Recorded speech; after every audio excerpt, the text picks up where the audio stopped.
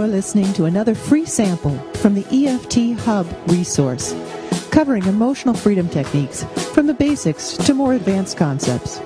Here is your host, Gary Williams.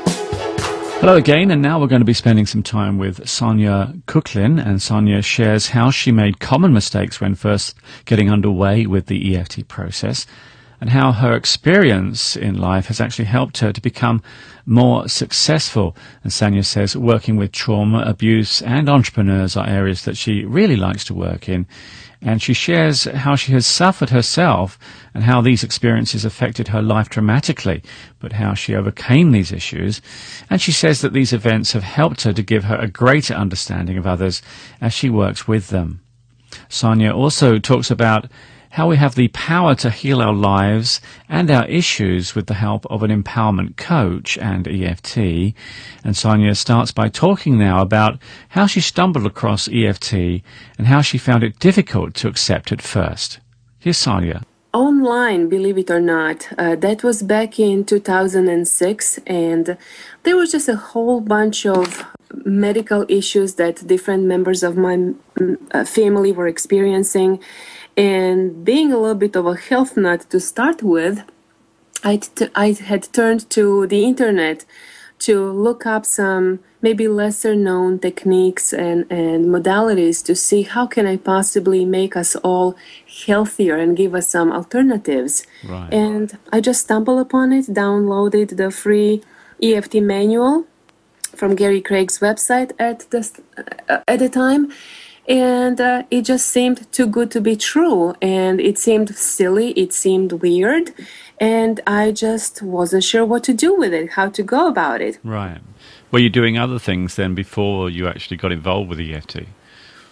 Yes, I've always done a lot of unusual things. Unusual for maybe an average Joe that you would stop on the street.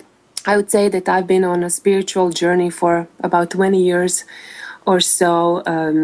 I've been doing yoga for many years. I've always been interested in meditation and prayer.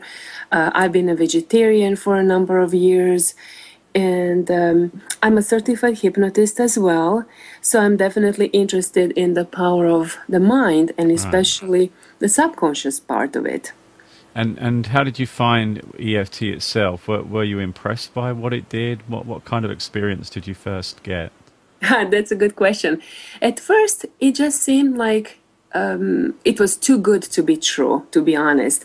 And it seemed too silly, too weird to tap and talk about what bothers you. And I tried it, and I think from looking back that I was probably not specific enough, and I wasn't getting a lot of results at first, so I kind of dismissed it initially, and then I just kept stumbling upon it. I would go online, and some people that I admired, they would be mentioning that, or I would hear somewhere else that somebody else had good results, and that made me curious again.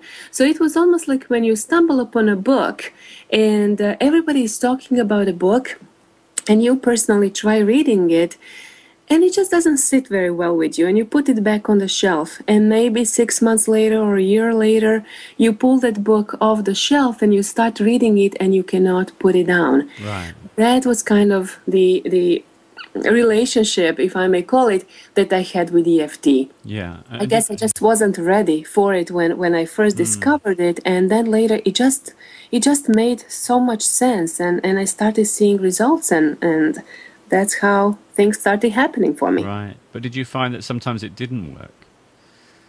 Yes, especially in the beginning when I was first going through that learning curve. I would make those beginner's mistakes where I would be too general. I would try tapping using words like, say, even though I'm so stressed out, I love and accept myself anyway. Right. So obviously, those of us who are familiar with EFT and the whole process of tapping, we know that just saying I'm so stressed out is really not going to take you too far. without really tuning in, how do you experience it? Where is it in your body? Why are you stressed out and things like that? Right. So there is an art, isn't there, to EFT? Oh yes, yes. It seems so simple, but I like to draw parallels between EFT and maybe learning how to swim or ride a bicycle.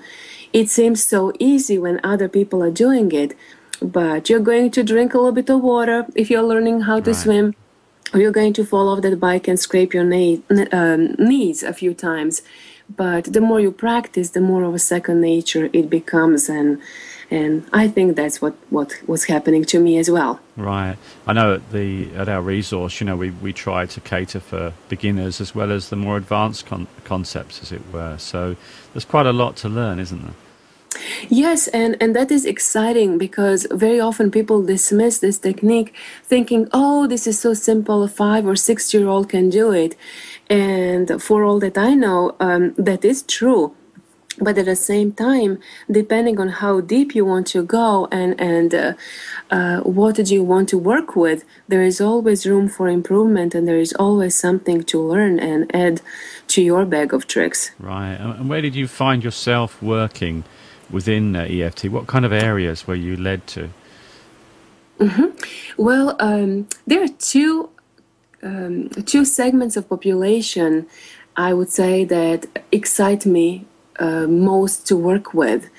The first one would be people who went through some sort of severe emotional trauma, and that is still a rather general area, but people that I have had most success working with would be people who were abused as children, especially sexually abused as children. Right. And now they are adults, maybe they have their own families, maybe we're talking about a mom who has a hard time not only relating to her husband and her children, but also relating to herself.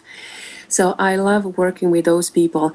And the other segment of population would be entrepreneurs, business people who feel like they are ready for that next level in their business.